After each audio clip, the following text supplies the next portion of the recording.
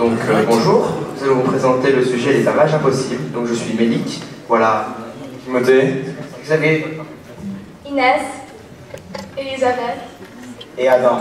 Donc nous venons du lycée d'Ottawa et du lycée de San Francisco. Le sujet, pavages possibles et impossibles. On utilise seulement les deux formes suivantes, composées de 3 hexagones, donc une forme longue et une forme, disons, triangulaire. Trouvez toutes les façons de recouvrir les formes suivantes, donc les formes 1 et 2. Et la deuxième question, c'est peut-on recouvrir les formes 3, 4, 5? La forme 1. Alors, pour récapituler, un pavage est une façon de remplir un espace, ici la forme 1, à l'aide d'un ou plusieurs motifs sans trou ni débordement.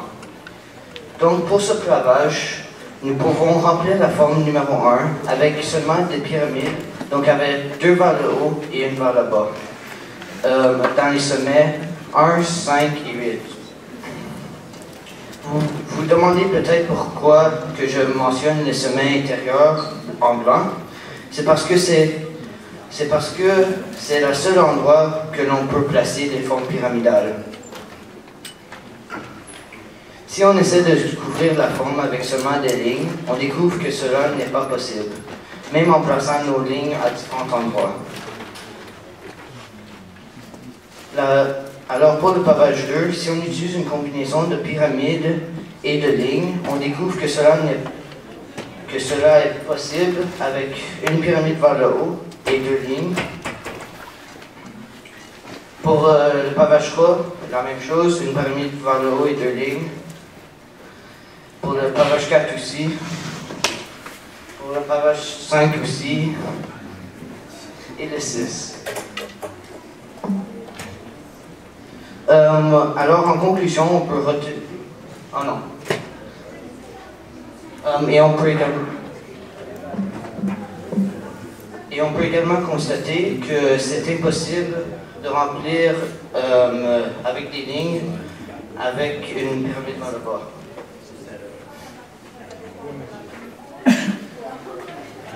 Alors, en conclusion, on peut retenir que pour recouvrir un pavage, il faut que ce soit un multiple de 3.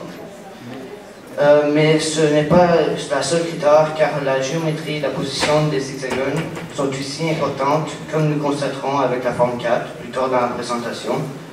Il est impossible d'avoir un pavage complet avec seulement des lignes. Parmi les 8 sommets intérieurs, seulement 3 nous permettent d'utiliser des pyramides pour un pavage complet, soit au sommet 1, 5 et 8.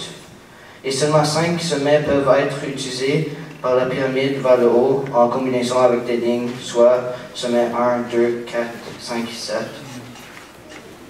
Et finalement, il est impossible d'avoir une pyramide pointant vers le bas en combinaison avec des lignes. Ok, alors la forme 2. La forme 2, elle a plus d'hexagones, 15. Du coup, elle nous a nécessité plus de temps, plus de travail, et elle nous a cassé plus la tête. Alors, on avait 3 essais. Le premier était un essai qui était pas très intéressant, pas efficace du tout. On a essayé de faire au hasard, en fait, le premier essai. Et à force d'essayer d'ajouter quelque chose, de plusieurs formes, on s'est rendu compte qu'on n'arrivait nulle part. Parce qu'on n'était jamais sûr si jamais la forme était finie ou non. On ne pouvait jamais savoir si jamais il y avait d'autres façons de compléter. Et aussi, parfois, on trouvait 2 fois la même forme et on devait les supprimer. Du coup, la forme 1, en fait, on faisait que trouver... la première essai, on faisait que tourner en rond. Alors, le deuxième essai était en fait pour valider notre premier. On a essayé de trouver une technique pour nous donner le nombre de possibilités par forme. Du coup, on a essayé, on a travaillé quelques semaines dessus, mais on n'a pas trouvé grand-chose car vu que c'était une grande forme plus complexe, les possibilités n'étaient pas si faciles à trouver. En fait, on a trouvé que des petites formes comme celle avec 2 possibilités en haut et 6 possibilités en bas, qui nous permettaient de faciliter un peu le travail, mais pas beaucoup.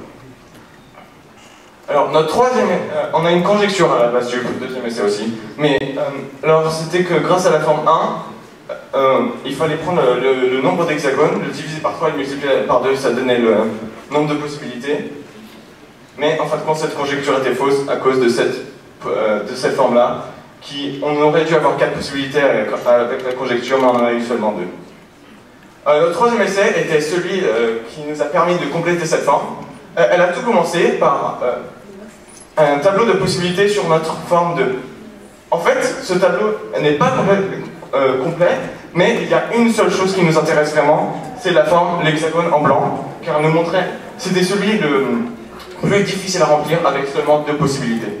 Alors de là, on a décidé de diviser notre forme en plusieurs autres, je dirais pas plus petites, mais avec moins de possibilités, pour que ce soit plus facile de trouver tout et de savoir quand on a fini. Alors la première division, on avait la partie 1 avec un trait, et la partie 2 avec un triangle, et les deux remplissaient la forme en haut. On va commencer avec la partie 1. La partie 1 était la plus facile des deux parties. On devait remplir un autre trait en haut, du coup 6 hexagones étaient remplis dès le début. Ensuite, le reste était très facile car celle-là n'était pas complexe. Et on trouvait 3 possibilités à partir de la partie 1. Pour la partie 2, par contre, c'était bien plus dur. Du coup, on a dû faire à nouveau une autre division sur, cette fois-ci, cet hexagone là-bas, en marron, le premier qu'on peut voir sous l'autre. Et on avait 3 autres divisions. Alors, le premier. Encore une fois, en fait, celle-là, c'est vraiment la plus grande partie qui nous a pris le plus de temps, parce qu'il a fallu faire 3 divisions pour réussir à trouver toutes les possibilités pour cette première partie. Alors, une fois qu'on avait trouvé ces 3 possibilités, on a réussi, parce que c'était juste simple, puisqu'il restait à compléter que quelques hexagones et pas autant qu'avant, et on a trouvé, en tout, pour la première partie, 7 possibilités. Maintenant, la deuxième partie, qui était bien plus simple, vous pouvez le voir, on a trouvé que 3 possibilités, et voilà. Et pour la dernière des 3 parties, c'était vraiment la plus simple avec une seule possibilité. Ok. Maintenant, si on ajoute toutes les possibilités de toutes les parties, on a pu trouver qu'il y avait 14 hexagones. Et j'ai oublié de le dire, mais notre premier essai, on avait dit 13. Du coup, on peut voir que notre premier essai était faux, et que la bonne réponse était 14 possibilités. Donc moi je vais parler de la forme 3, donc le pavage 3, qui comporte de 26 hexagones qui n'est pas divisible par 3. Donc on peut déduire que la forme n'est pas possible de faire avec les seuls pavages hexagones que nous avons. Donc, je vais maintenant parler de la forme 4. La forme 4 fait partie de la deuxième question qui était, peut-on paver ces formes? Ça veut dire qu'on ne peut pas. Donc, une des conjectures dont on s'est servi, c'est que si l'axe de symétrie n'est pas divisible par 3, alors les deux parties symétriques, donc ici en jaune, ne peuvent pas être divisibles par 3. Elles non plus, pour qu'on ait un nombre d'hexagones dans cette figure divisible par 3. Dans cet exemple 12.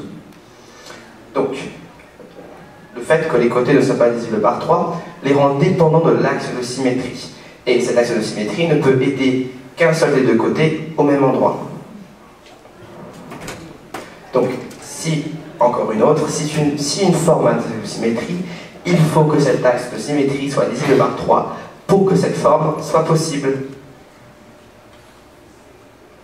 Donc, revenons à la forme 4. Pour compléter cette forme, nous remarquons que la partie haute de la forme, donc ici, on n'a pas d'autre choix que d'utiliser la forme longue. Donc voilà. Puisque le sommet est complété, il ne peut plus aider à compléter donc les deux parties qui sont ici. Nous devons donc également les compléter grâce à des formes longues. Même chose pour la troisième partie. Et à partir de là, c'est facile de se rendre compte que cette forme est impossible. Donc nous avons complété avec un triangle ici.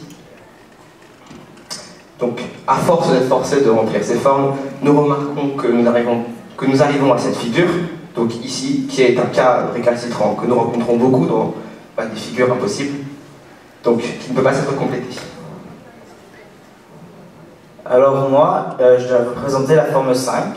La forme 5, il y a 123 hexagones, et ce qui est donc elle est divisible par 3, et il n'y a aucun axe de symétrie formé par les hexagones.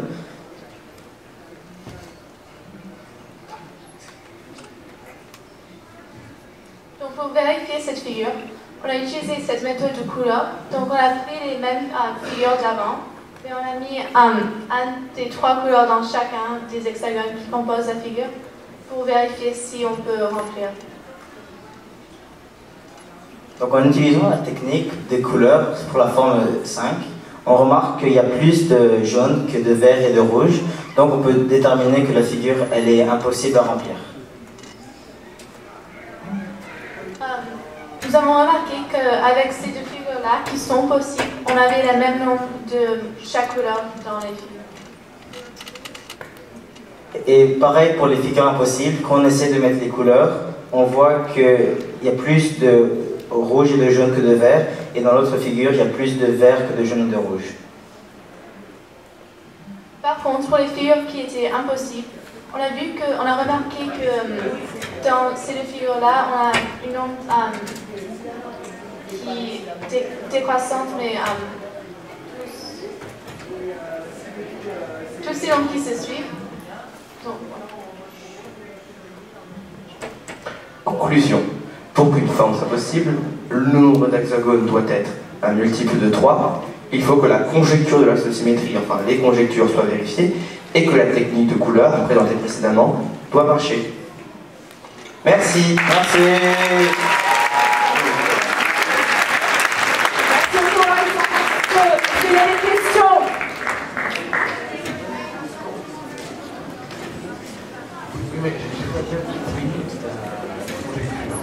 D'accord. On y retourne.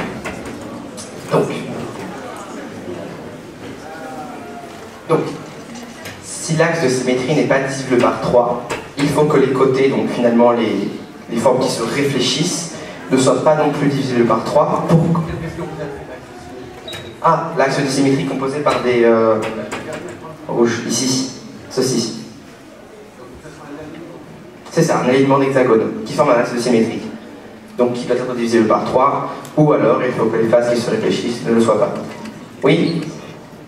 Bah, petit.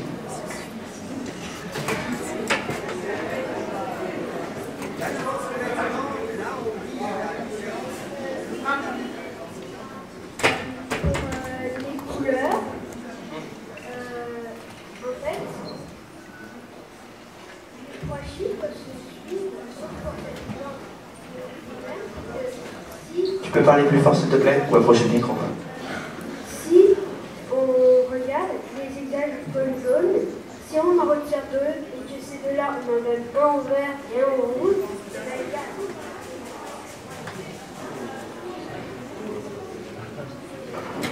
Ok, il faut que les trois nombres soient égaux pour que la forme soit possible. D'accord?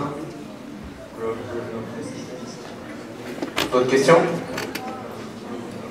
Oui? Concernant ce problème-là, je vais un petit peu l'explication d'un certain nombre donc, ce coloriage-là va permettre de montrer qu'on ne peut pas reconstruire avec les deux formes qui sont utilisées. Alors pourquoi? Donc, premièrement, on remarque une chose. Ok. Allô, c'est bon? Alors je dis, ce coloriage-là va permettre de montrer qu'on ne peut pas recouvrir la forme avec les deux pavés qui sont prévus là. Donc la série de 3 alignés et la série de 3 en triangle. Alors, pour voir, ça c'est vrai de démontrer la possibilité, on constate une chose. Donc ça, il faut se poser la question quelques secondes. À chaque fois que sur ce dessin-là, je pose l'une des deux formes, que ce soit celle qui est longue ou celle qui est en triangle, elle va recouvrir exactement un carré jaune, un carré vert, un carré rouge. Donc ça, il faut réfléchir. Et on voit qu'effectivement, à chaque fois qu'on pose une des deux figures possibles, elle recouvrira un rouge, un vert, un jaune. Donc, une fois qu'on a ça en tête, on se dit, s'il existait un recouvrement, donc un pavage complet, forcément, il y aurait autant de rouge de recouvert que de jaune, que de vert, puisque chacun recouvre un de chaque. Donc, on compte à ce moment-là le nombre de jaunes et le nombre de rouges et de verts, et on s'aperçoit qu'il y a plus de jaunes. Donc, c'est pas possible de recouvrir.